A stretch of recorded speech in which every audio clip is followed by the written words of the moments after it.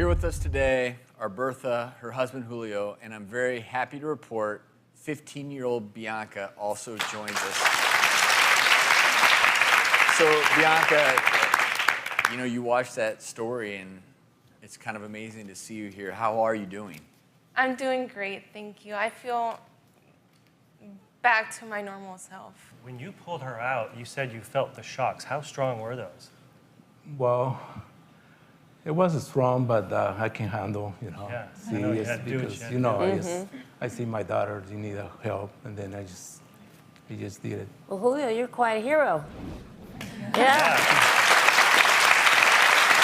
Well, and how many people think of your human body as electricity? Do you all realize that that's how we are able to live and survive? We have electric currents going through our bodies at all times. Let's dim these lights. I'm just going to show you because this is an example of my own body having an electrical current. The electricity is traveling through me right now.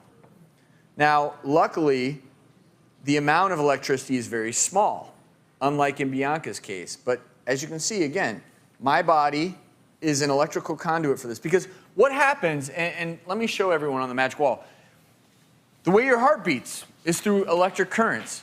The way all these messages are sent, it's with essentially our own form of electricity. So what happens when you're electrocuted is you throw that all out of whack. Now, electrocution, it runs potentially through your entire body, but all you may see on the surface is where the electricity entered your body. So it might look just like this. I've seen people come into the emergency department and they're unresponsive, and this is the external injury you see, because what electricity does is it actually burns you on the inside. It can cause those muscles to contract so hard, you can actually break bones from that electricity. It flows through your entire body, destroying tissues, burning tissues. It can cause your heart to stop beating because it basically disrupts those normal electrical rhythms and circuits of your heart. It can lead to unconsciousness.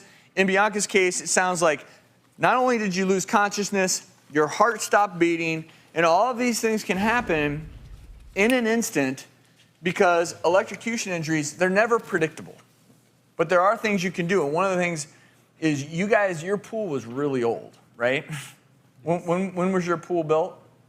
57, I believe. 1957. If it's more than about 40 years old, you got to make sure it's up to code, and any circuits that are near the pool, make sure they have a GFCI circuit interrupter so that if there is some sort of shock, it'll just shut itself off automatically. I mean, same thing could be said about a bathtub too, not having appliances or open wires or anything near a tub full of water. Yeah.